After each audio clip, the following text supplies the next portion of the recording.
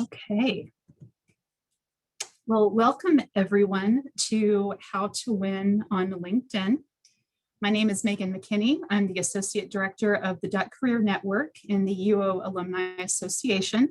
And I am so happy to be here to introduce our presenter for this evening, Merryn Roberts-Huntley. Before I do that, I'd like to give a quick shout out to my colleague, Julie DeBias, who's assisting with this workshop behind the scenes, helping us run things smoothly. Thank you so much, Julie. Merryn is a proud Duck alumna, having earned her MBA at the U of O in 2006, and she will soon be celebrating her 7th year of graduate level teaching marketing at the university. Merryn is also a successful career coach. In 2007, she started Made to Hire, a career coaching business with a mission to help people move past just looking good on paper to actually getting what they want in their careers. And when Merryn isn't running Made to Hire, she's doing marketing strategy or business development consulting for sports-focused companies through her firm, Fix Consulting. Aside from Merryn's list of career accomplishments, we are so thrilled that she was recently crowned Mrs. Oregon America after setting out on a mission to inspire others, especially women, to go after what they want, no matter what the goal. With 20 years of business experience and 10 years of career coaching, Merryn knows how to help you take the steps towards landing your dream career. And a great first step to getting there is a LinkedIn profile that stands out for all the right reasons. Now, if you have questions for Merryn throughout the event, please submit them to the Q&A box at the bottom of the screen. And we're going to get to as many of them as we can at the end of the presentation.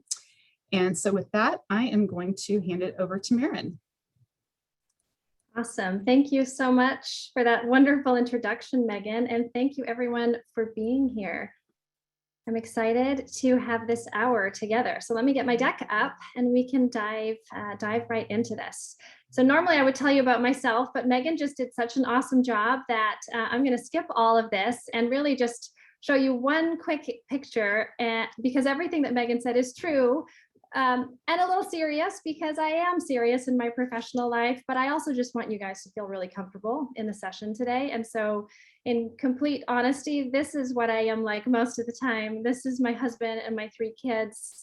And we have a ton of fun. And honestly, you know, I do work like this. I do a lot of talks in the community because I love helping people and I love giving back. And so I want you to get a ton out of our time this next hour. And at the end, when we do questions, please just feel comfortable asking any question that you want. There really are no bad questions. So I have a couple goals for us for this afternoon. The first one is really to help you learn how to maximize your LinkedIn profile. I think almost all of you are pretty actively on LinkedIn and have profiles set up.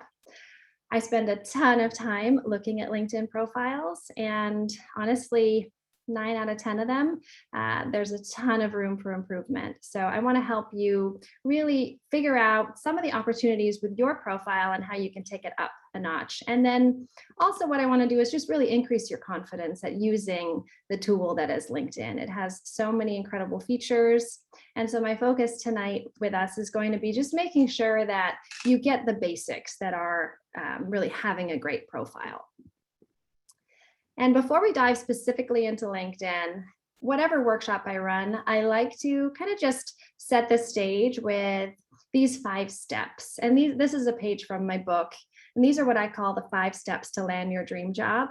Because obviously, if you're on LinkedIn, you have career goals. If you're in this workshop, you're putting time and effort into how you're presenting yourself. And I do a lot of work on each of the steps here. Tonight's workshop is going to focus on step 1 and this idea of building your brand and how do we use LinkedIn to build your brand. It's such an important part of that process towards you making that next step in your career, really making that a reality. Okay, so just kind of wanted to take a second and acknowledge that this is one of many steps. Most people I find kind of jump to step 4 and spend a lot of time on step 4, and they'll say to me, but Merryn, why am I not getting what I want? I've applied to 96 jobs online and it's just not happening for me. And I usually encourage people to kind of take a couple steps back and start at the beginning and look at, to begin with, how are they building their brand? And we know that online is incredibly important nowadays, even more than ever. So LinkedIn, you guys, we know this, right? LinkedIn is your own personal virtual billboard. It is the place where recruiters and hiring managers get to see what you're all about. And as Megan said, I've worked in marketing for 20 years, and my expertise is personal marketing and helping people really stand out. And so I feel like if you're going to be on LinkedIn, let's make sure that you're really standing out for the right reasons. And that's what this workshop is all about.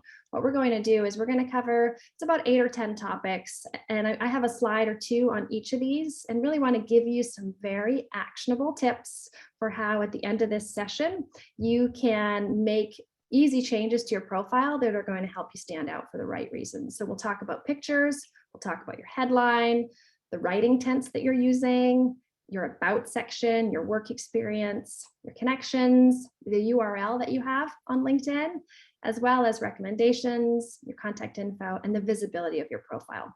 This is not an exhaustive LinkedIn workshop. This is what I think are, I guess it's about 10 things that really, if you win at these, honestly, you're going to be doing better than 99% of people who are on LinkedIn, okay?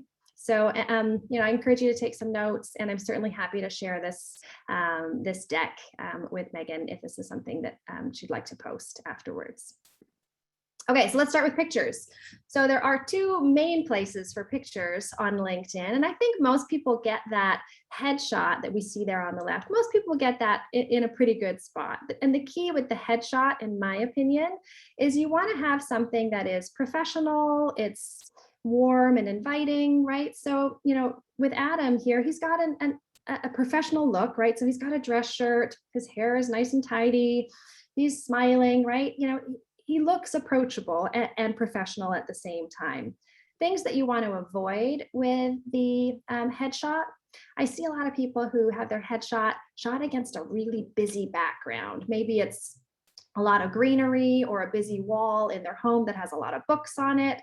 Or perhaps they have their headshot taken outside and there's kind of a tree coming out the back of their head, right? Because it's behind them and it appears as if it's coming out of their head.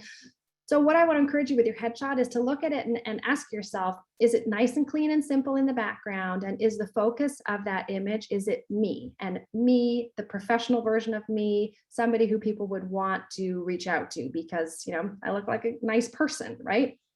The headshot, again, most people do pretty well with. One other thought there is try to avoid super busy patterns in what you're wearing on the headshot. That can also be kind of distracting. Where a ton of opportunity lies is that image behind the headshot, which is your background image. So if you don't have something there, if you haven't intentionally put something there, what LinkedIn does is they have a default graphic that they have there. It's a bit of a gray color. It used to be blue.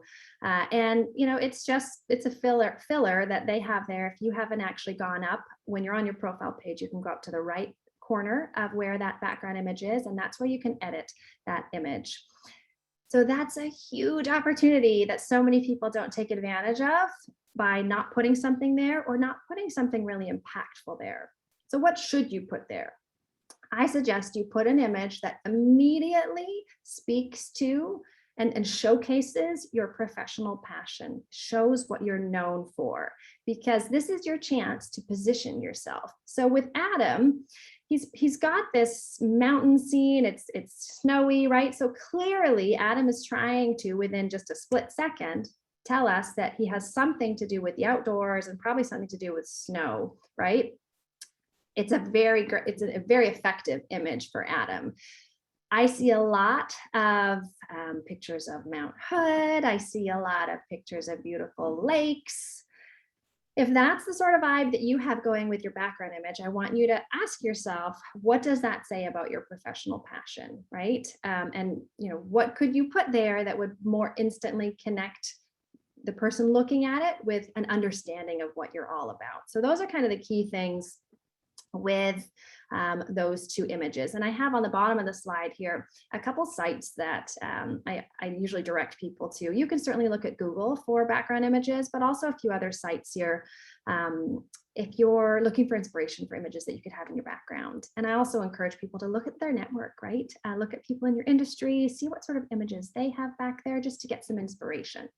And then one other small point here, if you don't have a background image up yet, definitely put something up there, try it out, look at it on desktop and look at it on mobile too, because on mobile, sometimes it just, the image that you think looks amazing, it won't work because where your headshot is placed on mobile, it'll crop out or it'll cover up a really important part of that background image. So just be sure to try that out before you insert it. Okay, so pictures, hugely important on LinkedIn. The other thing, gosh, that I can't say enough about is the headline. So here, what Deborah's done, let's read it real quick and kind of look at what she's doing versus what most people do. So Deborah's headline is Project Manager, Senior Business Analyst, Masters of Engineering Management, Nike, Capital One, Umpqua Bank, Bonneville Power, and Hewlett Packard. Pretty impactful, right? So what LinkedIn does by default is they put your current or most recent job title verbatim as pulled from your profile. That's what they put in your headline. And what I always say to my students and my clients is, aren't you much more than your current or most recent job title? Yes, you are, right? And so what Deborah is doing here, she's giving us a great example of how you get to decide how you want to position yourself. LinkedIn gives you 120 characters of space to fill in, to put what you want. And they actually just relatively recently upped to that number. It used to be 120, now it's 220. Should you use all 220 characters? No, I don't encourage you to. I think it's too much. I actually think where they were at 120 was about right. And that's what you see, how much text Deborah has is about 120. So you can play with that in a Word document and use your word count tool and figure out what that would be for you. But what I want you to do is really think about what are the ways that you want to position yourself? What are the phrases that are going to be impactful? And certainly your current or most recent job title, like for example, Deborah's a project manager, right? Or business analyst. Those are great phrases for her. But also the fact that she has a master's degree, that's something that she would want to call out in her headline. And then she's also done something really clever that I encourage you to do or consider doing is if you currently or previously have worked for companies that are well known, put those in your headline. That will help you come up higher in recruiter search search results, I mean, on LinkedIn. So think about, and it's going to be a little bit unique for each of you, but think about the words or phrases that you want to use in your headline and how those are going to help you stand out. And if you take a peek at my headline, my profile is linked in the chat. You'll see that you can also have some fun with it. One of the phrases that I've had in my headline is confidence builder, right? So, if you want to have a little personality in your headline too, that's great. I encourage you to do that. Okay. And then I like when I see headlines broken up with slashes, whether you want to use a forward slash like Deborah or just do straight up and down slash. That's a really nice, clean way to break up concepts. I would make sure you have space around the slashes, otherwise it looks kind of clogged. And then you see how at the end, the idea that she has there is these are companies she's worked for. So she's included those in between kind of, two slashes or one slash, in fact, with separating them by commas. Okay, so that's a nice approach. I don't encourage you to use sentences or longer phrases in your headline. I think the kind of powerful, kind of shorter words and short phrases like this really are the most impactful and will help you turn up higher in those search results. And then what do you do if you're unemployed? LinkedIn has that open to network signal that you can kind of turn on, or some people in their headline will say seeking employment or something like that. I don't encourage people to use that open to network indicator, and I don't encourage people to say in their headline unemployed or seeking this or that. If you're on LinkedIn, you are definitely open to network. And if you're on LinkedIn, you are certainly open to a job change, right? LinkedIn is a career networking site. And I think it's a little bit much to call out.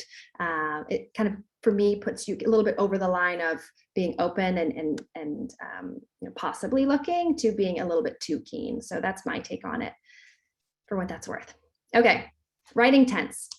This is our next one, and this one's pretty easy, you guys, but I do see this done some different ways. So just want to give you my take on this. You should write this in first person. Your about section, your profile really should be written as if you wrote it, not as if someone else wrote it for you, right? So what is the difference there? So here, let's just look at the first part of this sentence. So Andrea is describing herself. She says, I'm a modern, fearless, digitally driven, and globally savvy brand and business leader. If she wasn't writing in first person, and let's say she was writing in third person, she might have written this as saying, Andrea is a modern, fearless, digitally driven, globally savvy brand and business leader, which is just strange, because we know she wrote it, right? So just write in first person. If you write in third person, it just creates a disconnect between you and the reader, and kind of makes their head tilt a little bit. And so much of LinkedIn, you guys, is getting inside the mind of recruiters and hiring managers. And that is what I spend pretty much all my time doing. So really what I'm trying to do here is kind of give you that insight into how to stand out for the right reasons. Okay, if the recruiter or hiring manager or whoever it is looking at your profile is impressed with your headshot and your background image and your headline, they're going to keep scrolling, right? And the next important thing that they're going to see is your about section. So I want to give you a couple tips here. So LinkedIn gives you 2,000 characters, which if I showed it to you on a screen would look a bit like a novel. That's a lot. That's about 7 or 8 times what you see here on the left of my screen. So I recommend you have about this much text in your about section, give or take. This is about 250 characters. And what the goal is here, the goal is to tell your story in a concise yet compelling way. So let's see what Jared has done. So he says, I'm a senior marketing leader and digital native with 12 plus years of experience combined with an MBA sports marketing focus. He is a duck, by the way. World-class brand marketing campaigns have defined my career in sports/action, in the sports and action space at Nike and in the outdoor industry at Gerber Gear. And then he goes on in the second paragraph to really talk more about areas of functional expertise and impact. And then in the third paragraph, he talks about his key strengths and he lists some of those out. And then he also, because he has some great international experience, he talks about different geographies that he's worked in or managed. So for me, this is a really strong about section because right out of the gates in those first 2 sentences, he tells us what his area of expertise is, right? So it's marketing and in particular digital marketing. He tells us he has 12 years of experience. He tells us he has this great degree. And then he tells us the sort of industries, right? So sports and action that he's worked in. And then he mentions a couple of very reputable brands. So in 2 sentences, he definitely has our attention and we want to keep reading. If he had gone on for paragraphs and paragraphs, that would send the wrong message. And I do see that in a lot of profiles that are otherwise pretty strong. The people just kind of go on too long. And the thing about recruiters and hiring managers is they just don't have time. They really don't have time, whether they're looking at your LinkedIn profile or your resume, you're going to get a couple seconds of their time. And so hitting hard and really being impactful in a concise way is the key. So one of the other things that I want to touch on with the about section is keywords, right? So like I talked about in the headline, having some strong keywords in your headline will help you actually come up higher in search results. Having that in your about section does the same thing. So Jared has done it here by including key strengths. So he knows that the sort of positions that are a good fit for him, are marketing, the keywords that are going to be in them are marketing, digital strategy, e-commerce, consumer insights, right? So he's put those in there. He's also weaved them through his work experience.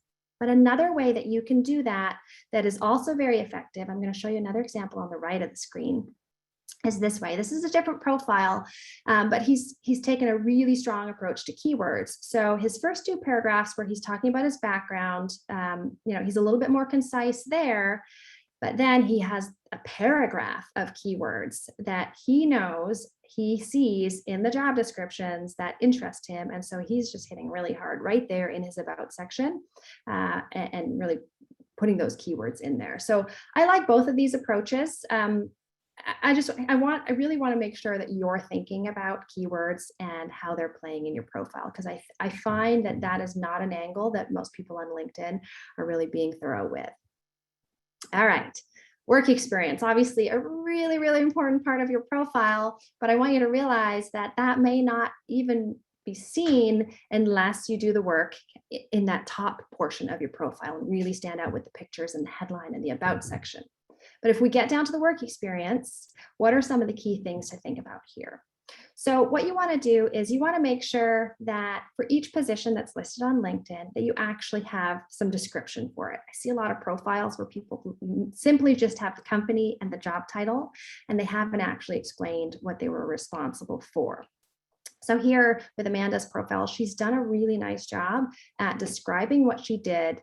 And not only that, but she's also talking about impact. So you see there in that first paragraph in her most recent job where she talks about the store that she manages does $1.5 million of sales in a week. She's responsible for 8 managers and 65 frontline employees, right? So not only is she talking about responsibilities, but she's talking about impact or results. That's a really powerful thing to do in your profile. And then she has a couple other bullet points on responsibilities. So want to encourage you to use a consistent format. So she's using a short paragraph followed by a couple of bullet points. That's fine. You could just have all bullet points, or you could have a short paragraph. I prefer it to be broken up a little bit, how she's done it, either the paragraph with bullet points or just, honestly, ideally, I like to just see the bullet points. One of the biggest misses that I see in the work experience section on LinkedIn profiles is when people, when their experience isn't with really well-known companies, right? So, Bob's Technical, let's say. I have no idea what Bob's Technical is. Your first bullet point should describe what that company is and what you were responsible for there. Don't assume that the reader has any idea of what the company is, and don't expect them to go and look, okay? And then you can go into more of your responsibilities and impacts. The other thing that I want to point out with the work experience section is, and this makes it quite different than your resume, and this is a great feature of LinkedIn, is that you can actually add links within your work experience. So you can see that Amanda's done that here under her marketing program specialist job. She's actually linked to some different image examples of projects that she worked on. You could also link to a website.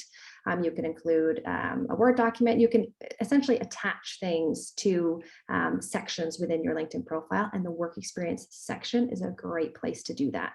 And that's one of the really nice ways in which LinkedIn is different than just your resume, right? So that's really cool. All righty. Next up, connections. So, this is an interesting one. A lot of people will say to me, Merryn, does it really matter how many connections I have? And honestly, I'd say once you have over 500, I wouldn't be worried about it. Why does 500 matter? So this is marketing, right? So once you have 500 or more, your network looks to be the same size from your the main view of it at the top of the screen as someone whose network is 5,000 people, right? So what LinkedIn does once you hit 500 is it's 500 plus, right? So it doesn't matter if you have 10,000, it still shows as 500 plus at the top of your profile. And why does that matter? It's merely an indicator of you being well networked, you having a lot of relationships, right? And that's a good sign versus if you have 34 connections on LinkedIn, right? So it's a sign of the size of your network. And this is me encouraging you really to represent yourself as best as possible on this tool. All of you surely have good sized networks. You just might not have put the time yet into adding all of those connections that you already have. And then there's so many possible connections that you can make. I encourage people to use the group function on LinkedIn as a way to pretty quickly build your network. LinkedIn groups are incredible. You can search by industry, you can search by city, you can search by interest. There are all sorts of groups that you can join. I get a lot of LinkedIn requests from people who are in the same group as me, and that is how they reach out. There's obviously a common interest there. So I want to encourage you, it takes time, but I want to encourage you to grow the size of your network, if nothing more than it's an indicator of really of how well networked you are. And that's a good sign to a recruiter or a hiring manager. And then certainly your network can help you when it comes to applying for jobs. And then this is another one that's small, but again, it's kind of an example of personal marketing. So if you haven't updated your own URL on LinkedIn, it will appear as a mix of kind of a just jimble jambled numbers and letters. And not everybody knows that you can actually go in there and change it. And so I'm showing you here in the middle of the screen, when you're on your page of your profile, you can click the button that says Edit Public Profile and URL. And then on the right side of the screen, you can see there that LinkedIn allows you to personalize the URL that you want to use for your profile. And most people will just use their name. That's what mine is.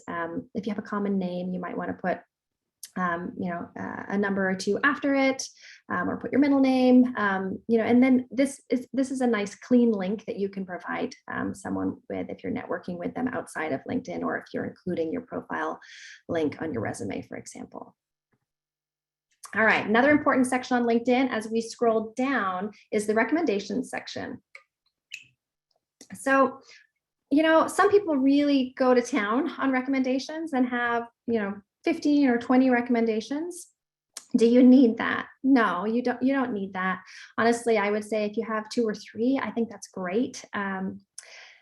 I would encourage you to have at least 1 from the current year if you're actively searching for a job, or really trying to prepare for a job search. It's really nice to have a relatively recent recommendation. How do you get a recommendation on LinkedIn? So I do want to give you some advice on this, because LinkedIn makes it easy, and I think too easy. You see the button there, kind of on the left side of the screen, that says ask for a recommendation. So LinkedIn allows you to merely just click that button and decide who it is that you want to ask in your network to write you a recommendation. So I've certainly had people send me that before, and I think it's a bit presumptive. If I get a notification from LinkedIn saying that, Susie would like a recommendation from me, honestly, I think it's a little bit rude. What I suggest you do is you take a minute and, send an email to somebody who you would like to have write a recommendation for you, and actually check in with them, update them on how you're doing, and ask them if they would be comfortable writing a recommendation for you. And then use the automatic service through LinkedIn to send through that recommendation. Okay, it's better etiquette, and that's going to make that person feel like you actually do care about them and how they're doing, and you're touching base, not just asking for something from them. Okay. And then there's another feature on LinkedIn that is endorsements, and that is right by the recommendations section. Honestly, I think the recommendation section is more important than endorsements. This is where there's actual feedback written about you versus being just merely endorsed for a skill. All right, we just have a couple more, you guys, and then I'm going to show you an example. Okay, so contact info, a couple things I want to point out here, and you see mine brought up there on the right side of the page. So you see that my LinkedIn URL has been customized. I have a couple websites, and that's because I run 2 different companies. Think about if you're going to put a website there. Sometimes I've seen people's personal social media pages like Facebook there. I wouldn't encourage you to do that. This is obviously a professional networking site. Email, so I was born in 1978, and I have a Hotmail account. I have a Yahoo account, but I certainly wouldn't put those on here. Just be mindful of the email address that you're using and how that might age you. In my case, it might age me. So, Gmail is always a good choice. So just think about your email address that you're using there. And then also think about if you want to have a phone number or not. I don't, and I don't have a strong opinion either way on if you should or shouldn't, but it is an option if you want to include a phone number. All right, and then the last section that I want to cover here before we go through an example is profile visibility. So not everyone knows that LinkedIn actually really lets you decide how visible you want your profile to be. And so here in the middle of the screen, you can see that if I click on my profile, I can actually go into settings and privacy. And there are a whole host of options here that you can kind of navigate and figure out what do you want to share and with who and when. One of the things that I want to make sure you're aware of is what I've highlighted on the right side there in red, which is when you make updates to your profile, you may not want all of that to be shared with your network, right? So if you, certainly after this workshop, you're probably going to make some edits to your profile. I would make sure that you have that share profile updates with your network turned to off or turned to no. A reason why you'd want to turn that on might be if you're accepting a new job and you want that notification to go out to your network. But definitely spend some time in here and just kind of play with what you want to have shared and not. You do get to control that, so that's really nice, and not everyone's aware of that. Okay, so that was a lot of kind of rapid speed LinkedIn information. So what I find it's helpful to do is to go through and apply it and show you guys kind of how that can come to life in a profile. And Megan was very kind and you guys were very kind and served up several options for me on people who were interested in having their profile looked at. And gosh, there's so many great choices. But this was the one that I chose. So let's take a peek at this. Amy Cox. So let's look through that lens that we just used of kind of those 10 things. And if I was a recruiter or a hiring manager, what would the experience be like for me looking at Amy's profile? Okay, so starting off, and you guys are gonna immediately see these things now that we just talked about. I talked about it. Okay, so headshot, right? So that's the first thing I noticed. Really nice headshot. You know, ideally, maybe the background would be a little less busy, but the image looks like it's been modified, or the photograph was shot in a way that the background isn't too distracting. But you know, ideally, I'd probably choose a simpler background. Although it's a really nice image of her. She's dressed professionally. You know, really nice smile. Really nice picture. But I have no idea, based on the background image, obviously not having one, I have no idea what Amy's all about, right? So for me, that's a huge opportunity for Amy or any of you who don't have a background image there or don't have a really strong background image there. That's really your chance to position yourself, because the visual positioning that you can do is incredibly powerful, so much more powerful than the words that we're going to read. Okay, that's your chance to tell a story. So then let's look down at Amy's headline. So she's got project manager at code.org, and I'm guessing that that was pulled right from her work experience. So I'm curious, as we go through her profile, what else we can put there for Amy, because I guarantee you that as great of a program or project manager, as Amy is, I bet that she is much more than that. And I bet that we can position her even more holistically, okay? And then let's just take a peek at her contact info. Okay, so she definitely has the opportunity to clean up her URL, right? So we do have Amy Cox, but then LinkedIn has inserted all these numbers and letters there, so we can clean that up. She's got her email address, which is awesome. So that's great.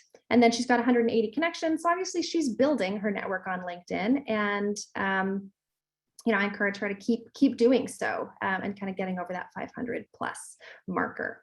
So as we scroll down, let's see what else we see here. Okay, so her about section.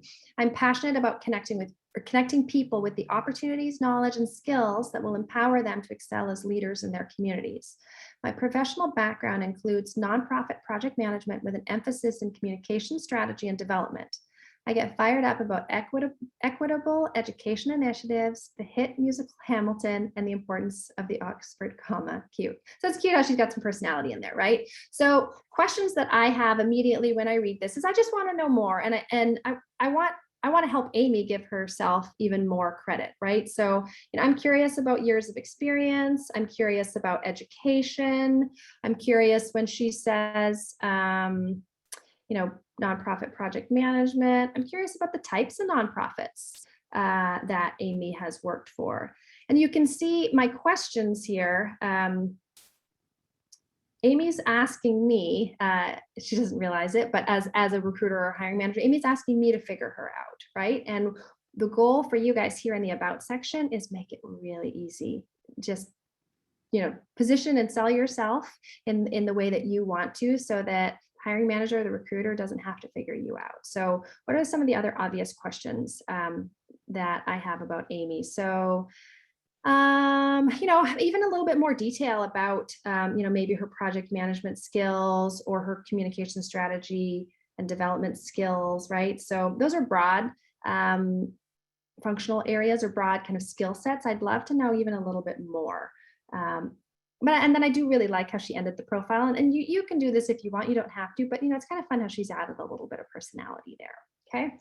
So let's scroll down, but I would say Amy's about section is definitely on the shorter side. And I think once we look at her profile, we will see any obvious opportunities for that headline or for that about section. Okay. So let's go down into her work experience. And so we see her current job is at code.org. And let's see. Okay, so she's got about 4 bullet points, and then, hey, she's inserted some visual examples here into her profile. Very cool. Okay, let's just read this first job so we can get a feel for her work experience. Okay, so owning the publication of monthly newsletters to multiple external stakeholder audiences, from sourcing and drafting content to managing recipient lists, sending and optimizing based on performance metrics. Really interesting. I have no idea what code.org is, and we want to make sure, as we talked about when we were looking at our PowerPoint, we want to make sure that no matter who the reader is, that they understand what the company is, right? Let's not assume that they've worked there or that they're familiar with it. So if she started this work experience section off with her first bullet point being something like, project manager for code.org, a blah, blah, blah, blah, blah company, right? Even just a 1-sentence description about what the company is all about would be really helpful. And then she could go into her next bullet point, which would be, perhaps it's this one. I want to encourage you with the bullet points to put them in order of importance, right? And really for impact, right? So if what she did truly was that first bullet point and that best summarizes her responsibilities, then lead with that. But if really the most important and impactful bullet point is what she has, as her first bullet point, oh wow, okay, we have more, then I would lead with that. So really just realize that the recruiter or hiring manager is probably only going to read, 3, maybe 4 bullet points. They're not going to read all 10 of these. So just be mindful of order of bullets. And then, wherever you can, talk about impact. And it looks like she's definitely done that with some of her bullet points. And then again, love that she's inserted some examples here. Okay, and then she's had 2 other jobs, the program associate and the program coordinator. So that's nice. That shows progression within a company. And again, she's inserting examples. I love that. She wouldn't need to describe the company again in these work experience bullet points, but just really focusing on responsibilities and impact there. Okay, and then marketing associate with code.org, and then another example, and then graduate teaching fellowship, and then AmeriCorps summer associate, and then writing tutor. She's got lots of great experience on here. English teacher, production intern, lots of great stuff. Okay, I want to look at the rest, and then I want to go back up to that headline and help Amy and kind of give you guys an example of how we can position her even stronger. She's got tons of great info here to pull from. Okay, so then she has a BA from Gonzaga, and then she's got, hey, Amy's got a master's degree from U of O. So that's fantastic. Okay, and then we've got lots of coursework, some publications. She speaks a couple languages. I'm not seeing any recommendations. That's not showing on here. So that's a great opportunity for Amy. Okay, so so much good stuff to pull from. For those of you who are bilingual, if it's a language that you could be using in your work, I definitely would elevate that. I'm not sure if that's the case for Amy with her Italian. If it was, I would put that up into the headline. I would probably say multilingual, and then I would explain it in the about section. I'm not sure that it is for her, but let's see what else we want to pull from her profile, right? So we know that she's a project manager, right? That's one phrase that we know is going to go in her headline. I also think the fact that Amy has a master's in English Lit is very interesting. Whether we talk about the master's in English Lit or we just talk about the master's of arts, it depends what her focus is. If we want to elevate kind of her writing background, right? So She also was a teacher. And again, what you put in that headline really does depend on where you want to go. Because each of you has a menu to choose from, right? The menu that is your background. And then the AmeriCorps, that looks like that was writing and editing related and some kind of project coordination. And then teaching with the GTF job or GTF opportunity. Okay. And then some marketing. And then obviously with her current role and previous roles with code.org, it looks like a lot of marketing. It looks like recruiting, cross-functional communication, digital work.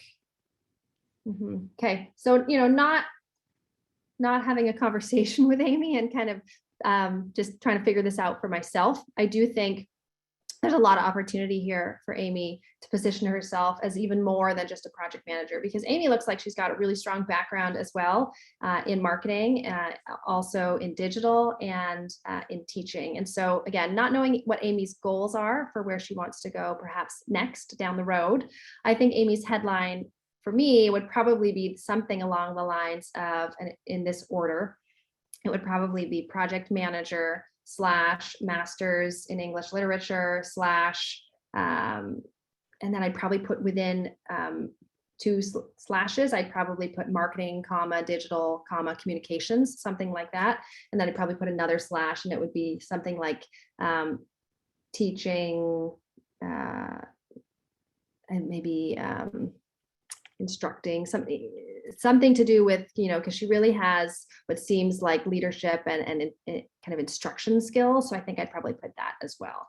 So, right. So if we think about for Amy and her headline and her images, if we had a really great background image there, and then maybe Amy's expertise and where she wants to focus is in project management, right? And let's say we had an image and it was really Amy pulling something from one of those websites that I suggested around kind of organizing details and decluttering and in a business environment, right? And using those keywords and searching on one of those websites or on Google will give you lots of images as inspiration. But if we had an image that conveyed project management behind her headshot, and then if we had that headline that we just wrote out, that would be really powerful. And then if she kind of beefed up her about section a little bit more, as we talked about, and also if she added a couple recommendations, I think Amy's profile is going to be incredible. So that was rapid speed LinkedIn reviewing there for you guys. I'm going to go back to my deck. I want to make sure that we have enough time to get to questions. So I want to encourage you, in the chat is my LinkedIn URL and my Instagram URL. If you haven't checked out my website, madetohire.com, there's lots of good stuff there. I wrote a book on this and everything to do with kind of really getting your dream job. So I encourage you to check that out. I have a career blog on my website, all sorts of good stuff. But I want to leave time for questions. I think we have about 15 minutes. So I think we're in good shape, Megan. I saw lots of things happening in the chat. So let me know where you want to go. Yeah, so we have got quite a bit of questions that came in through the Q&A feature.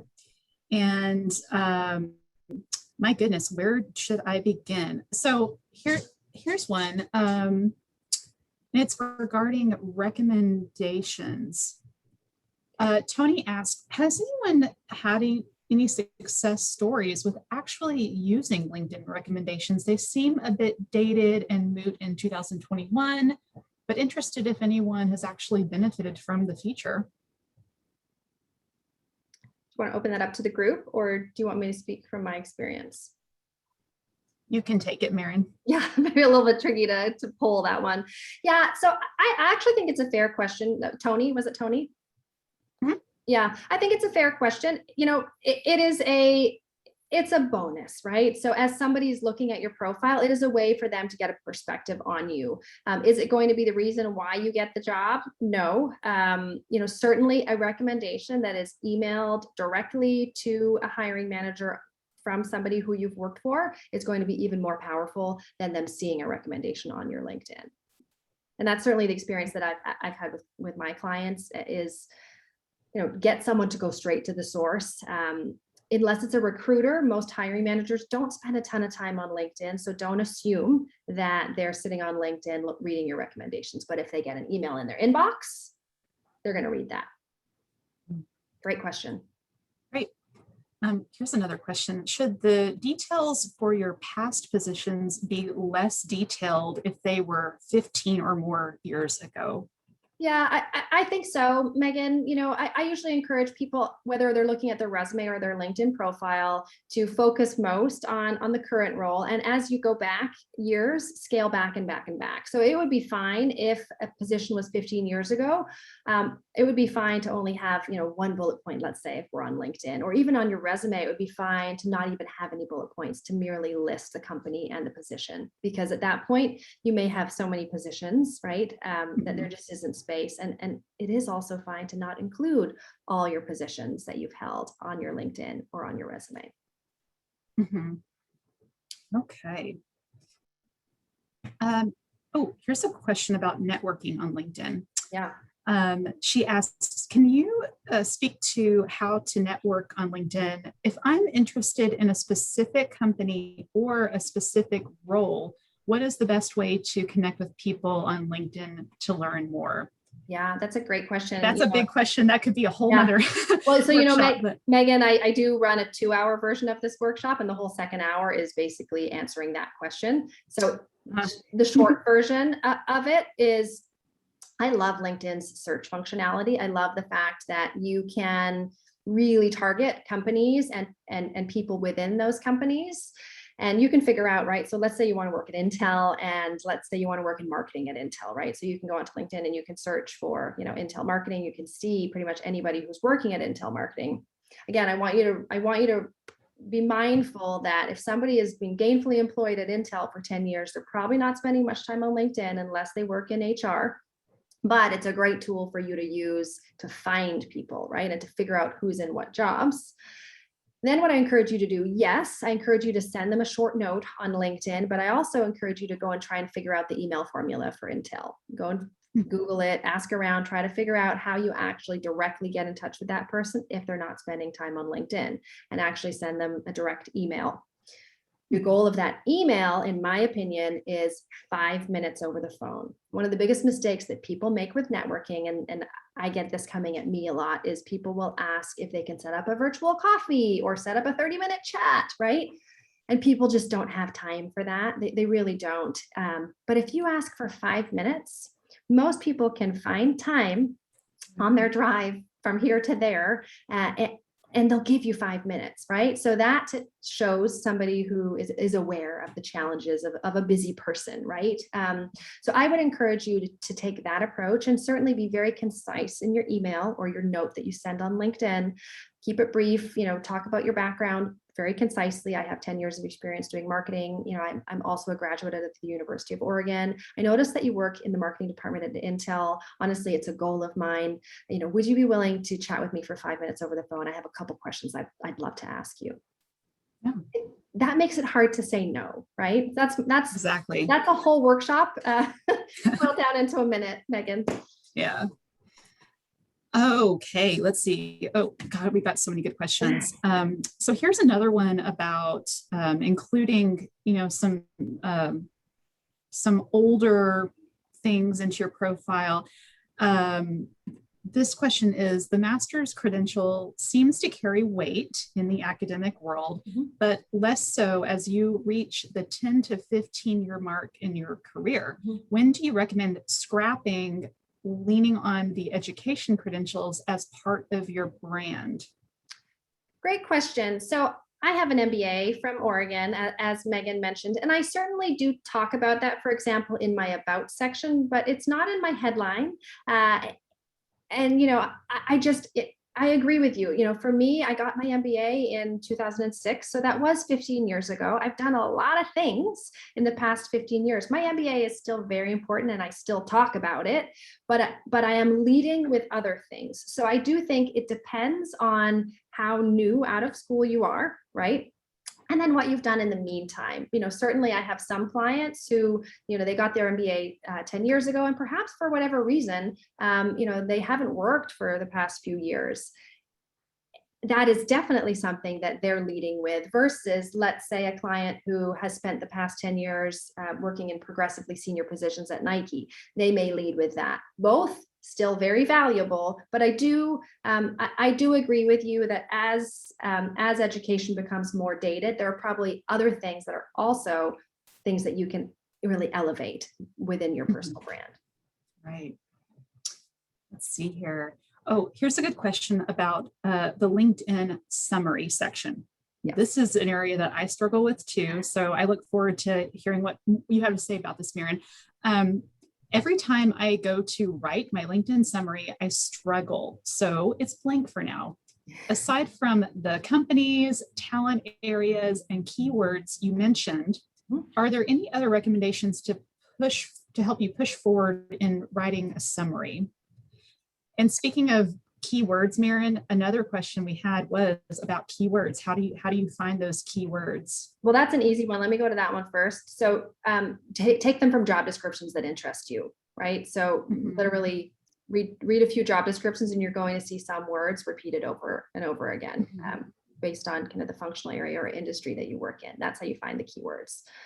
And then back to the other question about the about section or the summary, right? So, yes, you do want to get those basics. You want to get years of experience. Certainly if it's more than 5, I would say, talk about years of experience. I wouldn't talk about it if it's, and I don't think this is the case with this audience, but I do have a lot of older audiences as well, where they have 30 years of work experience. And I encourage in that case for them to say 20 plus, not 32, for example. Ageism is a thing.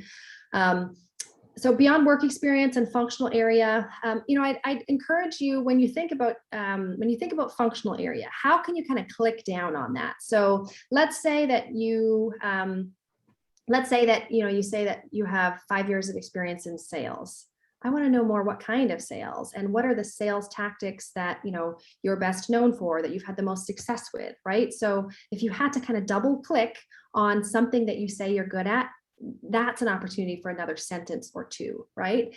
And then also think about, what are you known for, right? So, I'm known for my ability to connect with diverse audiences, or I'm known for my ability to, to run large presentations, or I'm known for my ability, blah, blah, right? So like, what are you known for? What are you particularly good at, right? Those are great things to include, or anything that you've been recognized for. If there are any awards, if you did particularly well, if you're a recent grad and you did particularly well in undergrad, or if you represented a certain club, right? So just think about, and I talk about this, literally the whole first chapter of my book is about defining your own personal brand.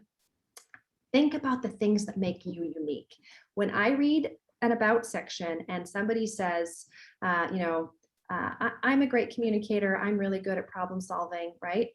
Everybody can say that, or everybody tries to say that. Yeah. What else? What makes you unique, right? So do you speak another language? Do you have work experience at these 3 really interesting companies? Have you traveled extensively across the US, right? What makes you unique and different? Fantastic. Here's a good question about posting and sharing. Do you have any suggestions of what to do or not to do regarding posting and sharing content? Yeah, Megan, that's in that whole second part of the workshop. So great question. It's good. You guys have such great questions. Okay, so yes. So the key with posting is you want to position yourself as being knowledgeable in your area of expertise, right? So the industry that you work in, or the functional area of expertise, right? So how do you curate content that makes you seem knowledgeable, but not overdo it? So I would encourage you to limit yourself to posting no more than 1 or 2 times a week, right? Unless you are, a thought leader in this area, you shouldn't be posting every day on LinkedIn. That's too much. People are going to tune you out. One of the great things that you can do with posting that will definitely help you get noticed and help build your brand is you can comment or share other people's posts. People love when you endorse their material, and that can be by writing a comment. Writing a comment is much more effective than just liking a post. People read the comments. They don't really pay attention to the likes.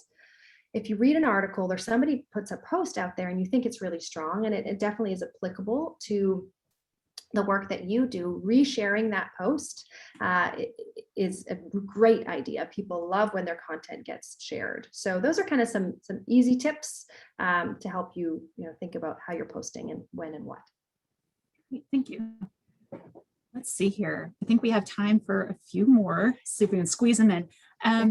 What would be the best way to leverage video or video events into a LinkedIn profile? Yeah, so I would say in your work experience section, you can do that. Honestly, it's not going to get a lot of love, is kind of what I'm finding. So I wouldn't spend too much time trying to incorporate video into LinkedIn. I kind of feel with video on LinkedIn, I kind of feel the same way as I do with people who have personal websites. Okay, so unless you're a graphic designer or some kind of a creative who has a portfolio that they want to be sharing, the recruiter or hiring manager probably just isn't going to take the time.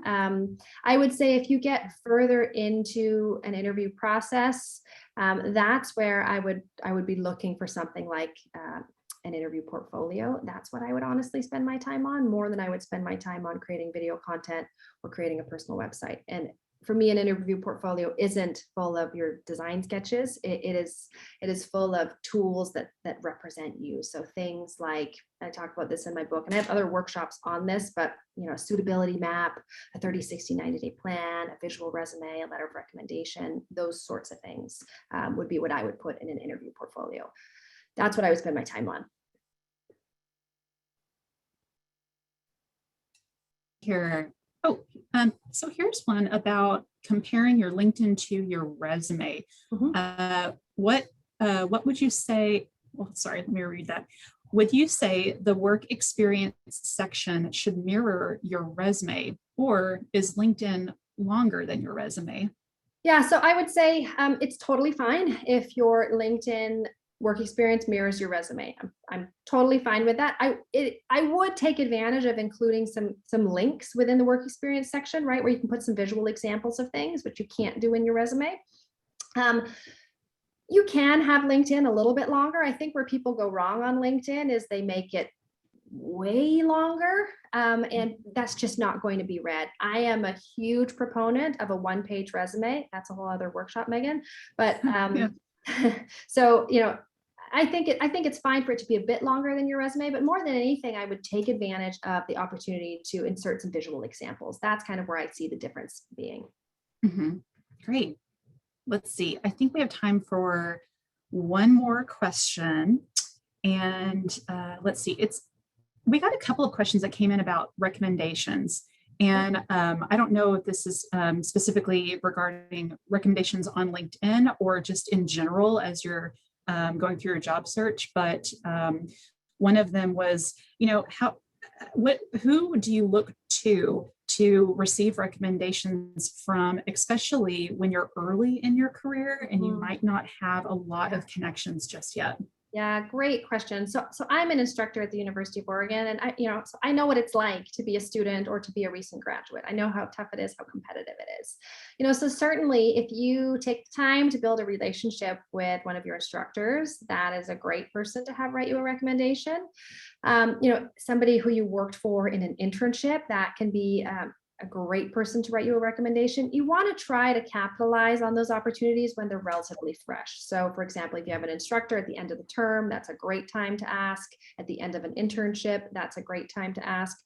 One of the keys though, with letters of recommendation, and I can't stress this enough because most people do this wrong. So most people, when they're looking for a letter of recommendation, they'll email someone and they'll say, Megan, can you please write me a letter of recommendation? I'm trying to get a job, at Target. And poor Megan is so busy, right? She doesn't have time to write this letter of recommendation. And honestly, she doesn't really know what you want her to write. So my advice to you on letters of recommendation is if there is somebody who you would love to get a letter of recommendation from, email them and ask them if they'd be willing to write you a letter of recommendation. Obviously, update them on what's going on with you, what your goals are, ask them how they're doing, but also suggest to them that how busy they are. And if it would be easier, you'd be happy to write a draft version of the letter of recommendation for them to edit and sign off on. Hallelujah. If you do that, they will be thrilled. They will gladly edit the template that you send over to them and sign off on it. You will save them 30 minutes of their day. They'd love to help you. They just don't have time. Right. That's an excellent suggestion. Well, Merryn, it is that time where we have to wrap up, unfortunately.